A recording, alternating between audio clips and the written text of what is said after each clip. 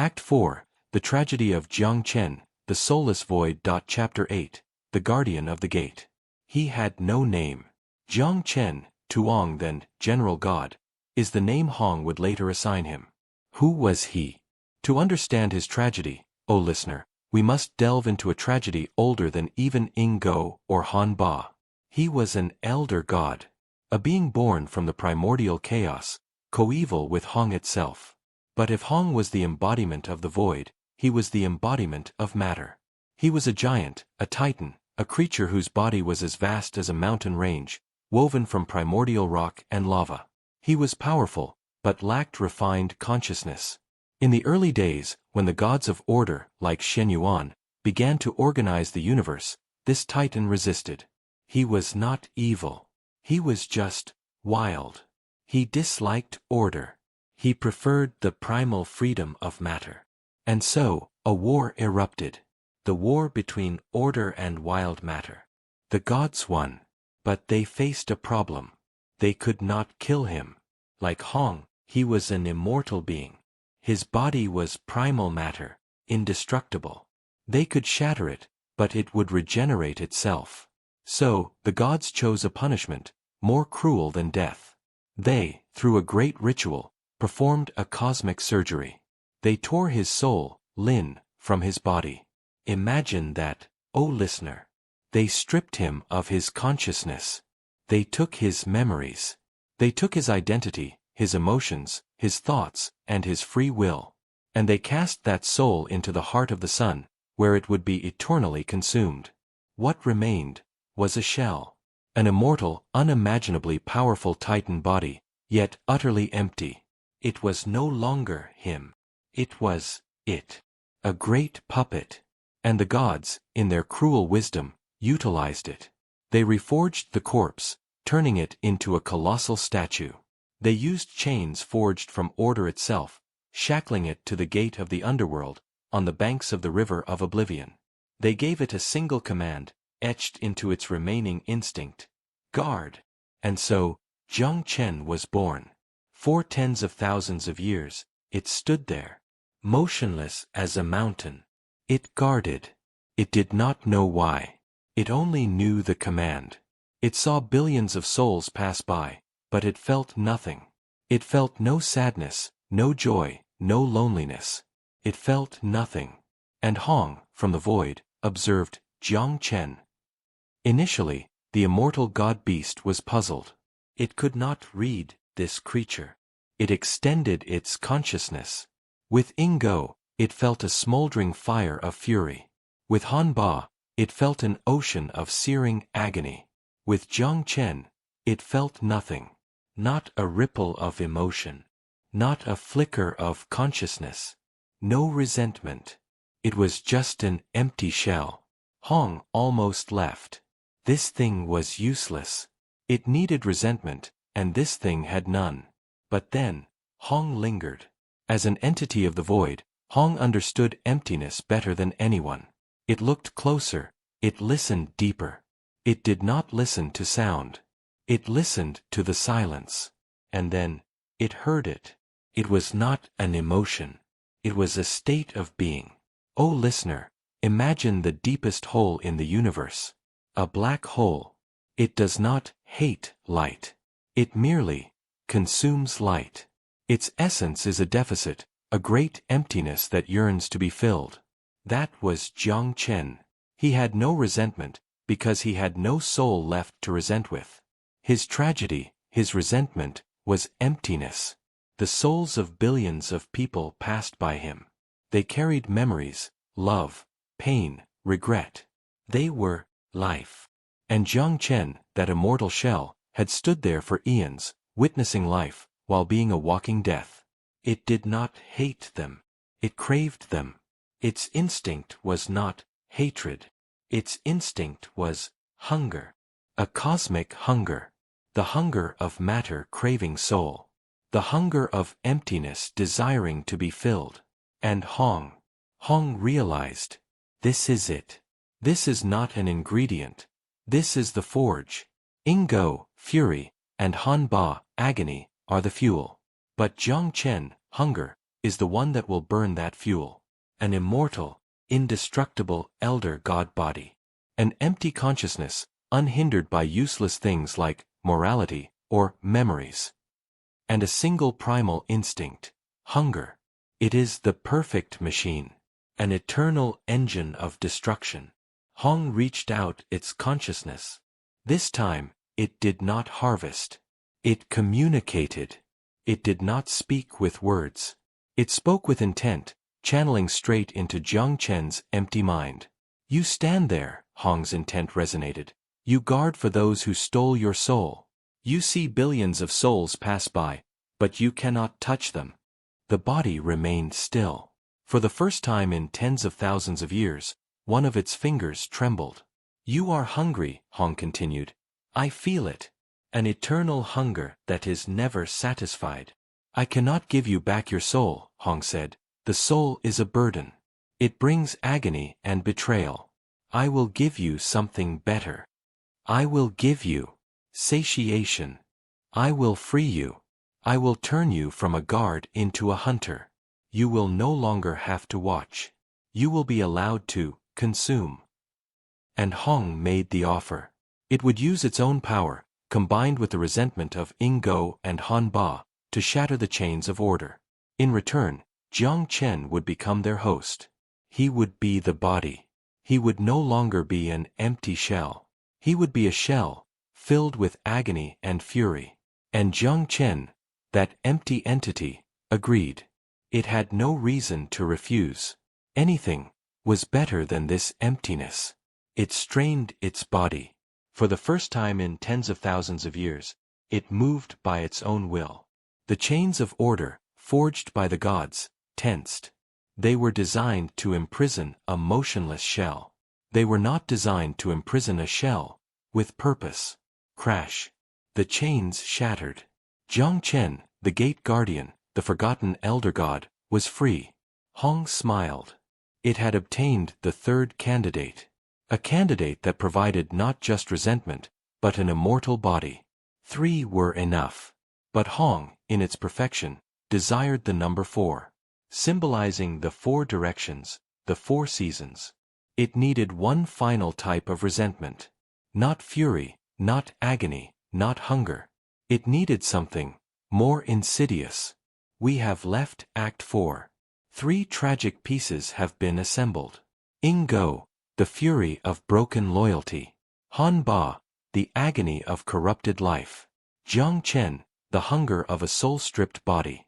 Hong, the immortal god-beast, now has the steel, the fire, and the forge. A combination sufficient to create a monster. But Hong, in its perfect arrogance, does not just want a monster. Monsters only destroy. It wants a species. A conscious, purposeful, propagating species. It needs one more thing. If Ying Gou is strength, Han Ba is emotion, and Jiang Chen is instinct, then it needs the 4th piece, will. It does not need a creative will. It needs a destructive will.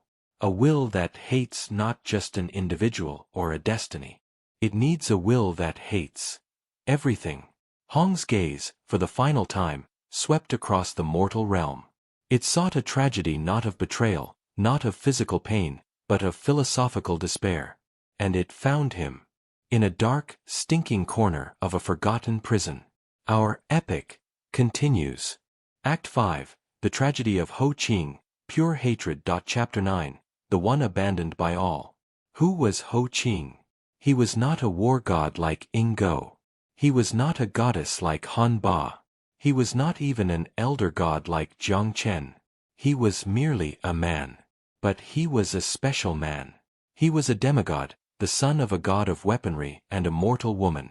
He was born with a gift, an intellect as sharp as a razor, and an innate understanding of both worlds, the order of the gods and the chaos of the demons. If Ying Gou was a devotee of order, Hou Qing was a philosopher of balance. O listener, we must delve into this unique psyche. Hou Qing was the only one who believed that both gods and demons were necessary.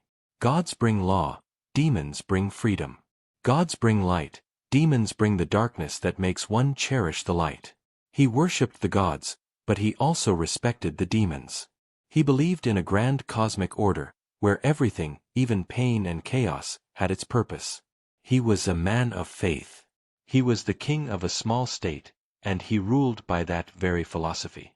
His nation was the only place where the temples of the gods stood next to the shrines of the demonic race, shrines to appease, not to worship. He believed that by respecting both, he would be protected by both.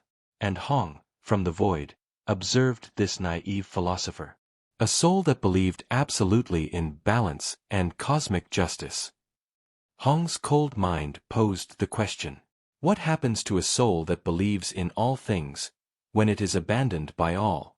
What becomes of a philosopher who believes in the purpose of the universe, when faced with absolute absurdity? Hong predicted.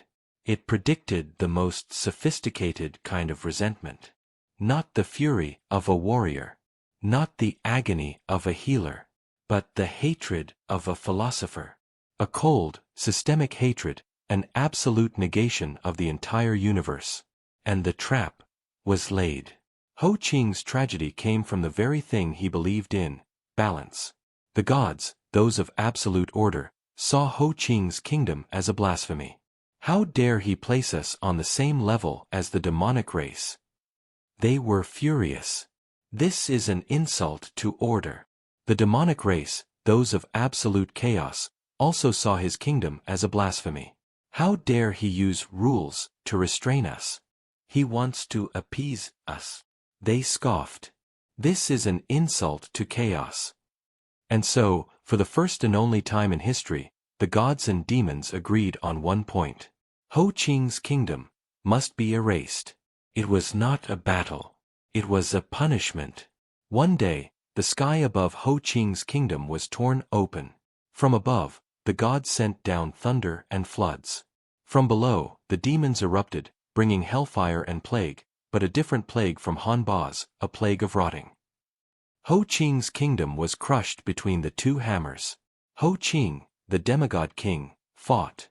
He wielded his sword, fighting both angels and devils. He was strong. He was smart. But he was only one. His army was annihilated. His people were slaughtered. His wife and children were torn apart right before his eyes. He was defeated.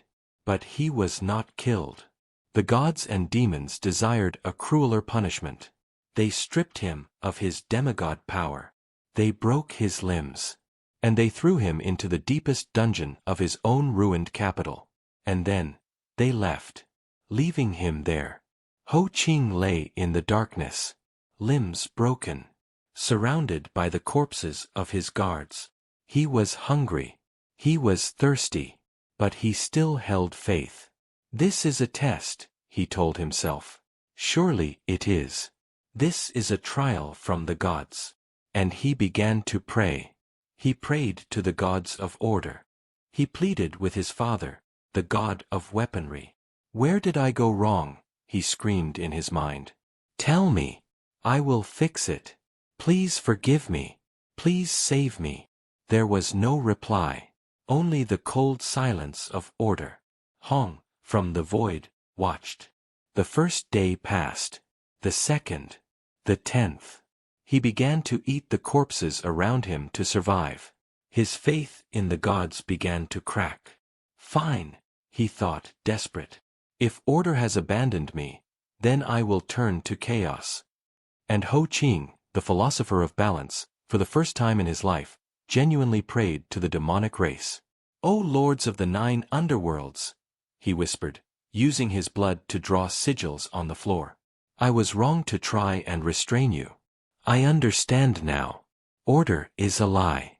Only chaos is real. Grant me power. I will be your slave. I will slaughter the gods. I will sow chaos. Please save me. And, O listener, the cruelest thing happened. The demonic race answered, not with power, but with a laugh. A mocking, ghastly laugh, echoing in his mind. They found his desperation entertaining. They found a devotee of order now licking the heels of chaos to be the universe's best joke. And then, they too left. And here, O listener, is the moment. Hou Qing lay there, motionless. He pleaded with the light. The light ignored him. He pleaded with the darkness. The darkness mocked him. His faith in balance shattered. His belief in purpose vanished. This universe was not a grand order. It was not a glorious chaos. It was merely a joke. A cruel, absurd joke, played by thugs in heaven and jesters in hell. And he, Hou Qing, was the punchline. Ying Gou's resentment was fury. Han Ba's resentment was agony. Jiang Chen's resentment was hunger. Hou Qing's resentment was something else. It was cold. It was reasoned. It was pure hatred. An absolute nihilism. He no longer screamed. He no longer wept. He simply lay there, in the darkness, and he cursed. He did not curse a god. He did not curse a demon. He cursed existence itself. He cursed the Grand Tao for creating this absurd universe. He cursed life. He cursed death. He cursed light and darkness. He hated everything. And Hong, the immortal god-beast, found it. Here it is. The final piece. If Jiang Chen is the body, Ying Gou is the weapon, Han Ba is the energy, then Hou Qing is the brain. He is the will, the cunning, the demonic intellect that will command the machine. Hong reached out its consciousness. It did not promise satiation, like with Jiang Chen. It did not promise release, like with Han Ba. It told Hou Qing a simple truth. You are right, Hong's intent resonated, cold and sympathetic. It is all a joke. This universe is a mistake. Hou Qing, in his death throes, his consciousness fading. Who are you? I am the one who will correct it, Hong replied. I am the one who will end this joke. But I need someone smart enough to understand it, hateful enough to execute it. I need you. You will not die, Hong promised. I will give you an eternal body. And I will give you a chance. A chance for vengeance. Not against one god, not against one demon. But against all. Hou Qing, with his last ounce of strength, smiled. A smile of pure madness. He accepted. The fourth candidate has been harvested. 4 pieces of destruction are now complete. We have concluded Act 5. 4 individual tragedies have been completed. 4 sources of the most horrifying resentment are now secured by the immortal god-beast. 1 is fury, born from Ying Gou's broken loyalty. 2 is agony, born from Han Ba's corrupted compassion. 3 is hunger, born from Jiang Chen's soul-stripped body. And 4 is hatred, born from Hou Qing's faith abandoned by the entire universe. Hong, the alchemist of blasphemy, now possesses all 4 elements. Steel, fire, the forge, and the demonic intellect to control them. Now, the final act has arrived. No longer is it a tragedy of man. This is a tragedy of the cosmos. The great sacrifice is about to begin. Our epic continues. Act 6, The Immortal Roar. Chapter 10, The Great Sacrifice. Hong left the 3 realms. It could not execute this blasphemous creation under the gaze of the Grand Tao. It could not forge these souls in the mortal realm, where the laws of birth and death still reigned. It returned to where it was born. The void, Hu Vo. The still emptiness, lying outside all rules, where there is no light, no darkness, no time. A perfect cosmic workshop. And then, it summoned its ingredients. First, the body. With a thought, Jiang Chen, Tuong then, the giant soulless elder god, was dragged from the border of the Yellow Springs, flying through dimensions and appearing before Hong. It stood there, motionless, the body of primordial rock and lava, utterly without emotion. Yet Hong could feel the great hunger screaming within. Hong had its forge. Second, the souls. Hong opened its hand of consciousness. 3 blocks of resentment energy were imprisoned within it. Ying Gou's soul, it was no longer human-shaped. It had condensed, turning into a dull gray crystal, sharp as a blade, radiating the bone-chilling cold of fury. Han Ba's soul, It was no longer a goddess. It was a blazing fireball, not the red of life, but the pale yellow of desiccation, flickering and convulsing in an eternal agony. Hou Qing's soul, it was neither a solid mass nor a flame. It was a cold, intelligent, pitch-black mist, silently swirling. It did not scream. It whispered, whispering the curses of hatred. Hong's initial plan was grand. It would melt these three souls, fury, agony, hatred, and pour them into the Jiang Chen mold, hunger. It wanted to create a single perfect being, embodying all four tragedies. It began. It used its immortal power, pressing Ying Gou's crystal of fury toward Han Ba's fireball of agony. And, oh listener, something unforeseen happened. Clang. A world-shattering collision echoed throughout the void. The two blocks of resentment, instead of merging, pushed each other away. Ying Gou's fury was the fury of order. Han Ba's agony was the agony of life corrupted by chaos. They were incompatible. Hong tried to force them together again. It enveloped both with Hou Qing's mist of hatred, hoping that demonic intellect could bind them. But Hou Qing's hatred was also an absolute. It hated both order, Ying Gou, and life, Han Ba. It too refused to merge. Three great souls of resentment, three tragic egos, were resisting their own new creator. Hong, for the second time in its existence, recognized a failure. It could not create one being. The arrogance of these four tragedies was as great as its own arrogance. They refused to share a single body. And this, O listener, is when the alchemist Hong made an even bolder decision. Very well. Its intent resonated, coldly. If you refuse to become one, then you shall exist separately. One is not enough. Then there shall be four. But it only possessed one immortal body, Jiang Chen. The other three souls needed three new shells. Hong did not need to search. It had kept them. With a thought, it opened three other spatial dimensions. From the altar of heaven, Ying Gou's cold, pierced corpse was dragged in. From the desolate desert, Han Ba's mutated, shriveled corpse was dragged in. From the dark dungeon, Hou Qing's emaciated, rotting corpse was dragged in. 4 bodies. 4 souls. Now, the true great sacrifice began. Hong laid the 4 corpses parallel in the void.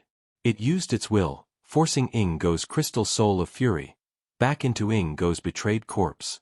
It forced Han Ba's fireball of agony back into Han Ba's cursed corpse. It forced Hou Qing's mist of hatred back into Hou Qing's abandoned corpse. And it commanded Jiang Chen's hunger to prepare to receive. But that was not enough. O listener, resentment can possess a corpse, but it cannot prevent that corpse from decaying. The soul and the body are still 2 separate things, loosely bound. They would soon disintegrate under the rules of the Grand Tao. Hong needed a binding agent, a catalyst, an immortal element to make this temporary link eternal. And it knew what to do. It had searched for ingredients across the 3 realms. But the most perfect ingredient was itself. Hong, the immortal ancient god-beast, born from the void, the one who disobeys the law. It bit its own wrist. No, not its wrist. It used its claw to rip a line right across its eternal heart. And from it, a single drop of blood emerged. It was not red. It was the color of the void, a shimmering silver gray like stardust. It was the blood of immortality, Bat Tu Chi Huyet. Hong did not hesitate. It dropped 1 bead of blood onto Ying Gou's forehead. It dropped 1 bead of blood onto Han Ba's shriveled heart. It dropped 1 bead of blood onto Hou Qing's dead brain. And it dropped 1 bead of blood into Jiang Chen's empty mouth. And then, the universe reacted. The moment Hong's blood touched the resentment, the most blasphemous combination occurred. The drop of immortal blood did not grant them life. No, it was more cruel than that. It froze the death. It took the fury, the agony, the hunger, the hatred, and made them eternal. It took the 4 decaying corpses and made them incorruptible. It did not heal Ying Gou's wounds. It made those stab wounds last forever. It did not make Han Ba beautiful again. It made that shriveled body last forever. It did not fill Jiang Chen's emptiness. It made that hunger last forever. It did not release Hou Qing. It made that hatred last forever. It had created eternal prisons. The four bodies began to convulse. Not the convulsion of life, but the twitching of a machine that had just been plugged in. Hong stepped back. Its heart was still dripping blood, but it felt an arrogant satisfaction. It had done it. It had corrected the Grand Tao's mistake. It had created beings that would never die from sickness, never die from old age, never be separated by death. They were perfect creations. It lifted its head, and from deep within its god-beast chest, it let out a colossal roar. The first sound that created it. Now, it used that sound to complete its creation. Hong! A roar not of anger, but a command. Awaken! We have left Act 6 at a world-shattering moment. The great sacrifice is complete. 4 drops of the blood of immortality, bled from the very heart of the god-beast Hong, have merged with 4 great sources of resentment. 4 bodies. 4 souls. 4 eternal prisons. And the final, HNG. The command, awaken, still echoes in the silent void. Now is the moment of truth. The moment the arrogant creator will face its own creations. Our epic continues. Chapter 11. The 4 progenitors awaken. There was no light. There was no sound. In the void, the 4 corpses lay there, motionless. And then, the first corpse moved. It was Jiang Chen, Tuong then. The soulless elder god. Hong's blood, the blood of hunger, had flowed into his empty mouth. And Jiang Chen's eyes, which had been closed for tens of thousands of years, slowly opened. O listener, they were not eyes. They were 2 black holes. 2 abysses of emptiness, of a cosmic hunger, now weaponized. They did not see. They consumed. They had no pupils, no emotion. They were merely the embodiment of deficit, an eternal craving to be filled. The second corpse opened its eyes.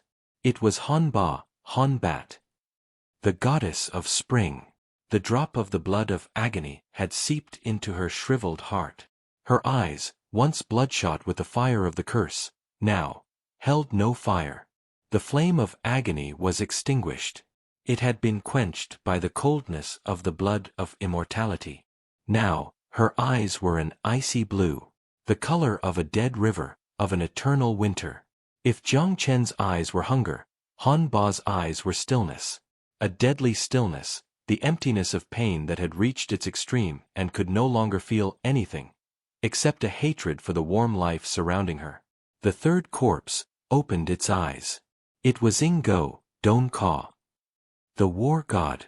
The drop of the blood of fury had soaked into his forehead, the seat of his shattered loyalty.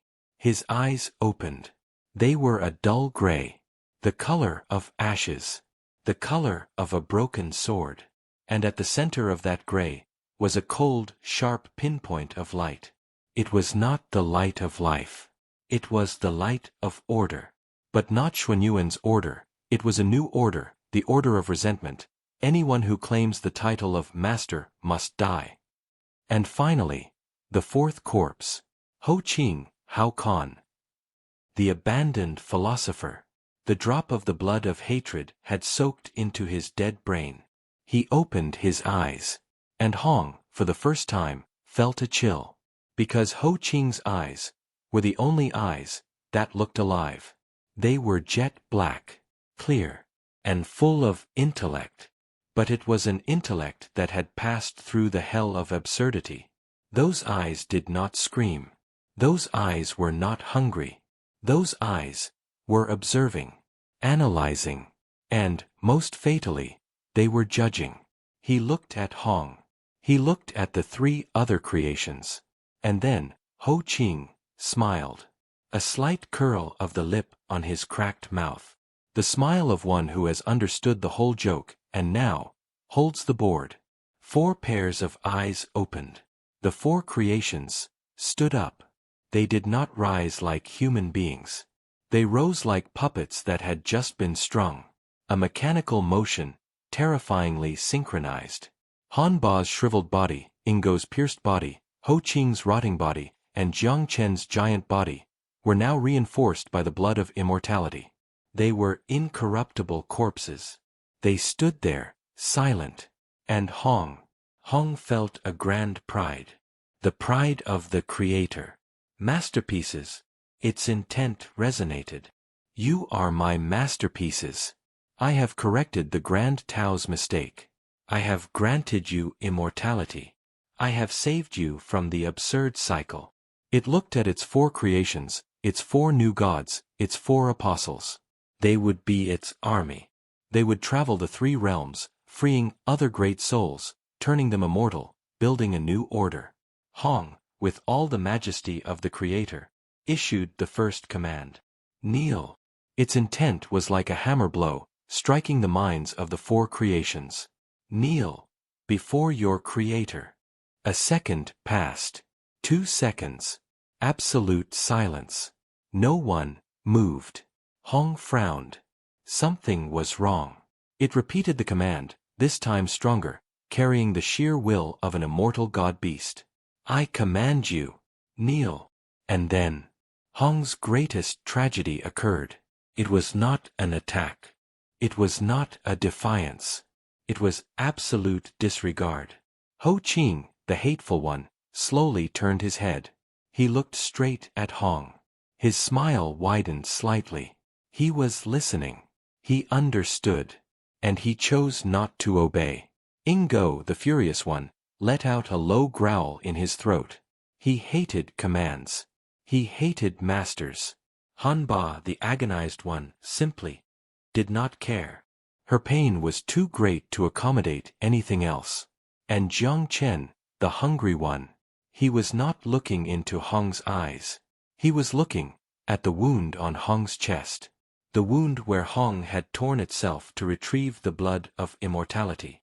That wound was still leaking shimmering silver-gray drops of blood. And Jiang Chen, for the first time, tilted his head. The curious gesture of a predator. He smelled it. He craved it. O listener, the myth weaver must pause here to delve into this failure. Why did Hong fail? Because of the tragedy of arrogance. First, Hong used resentment as the core. Resentment, by its nature, is disobedience. Hong tried to use disobedience to build an obedient army. It was an irreconcilable contradiction. Second, and most crucial, Hong used its own blood. Hong's blood is the blood of immortality. And what is Hong's nature? It is the flaw of the universe. It is the one who defies the Grand Tao.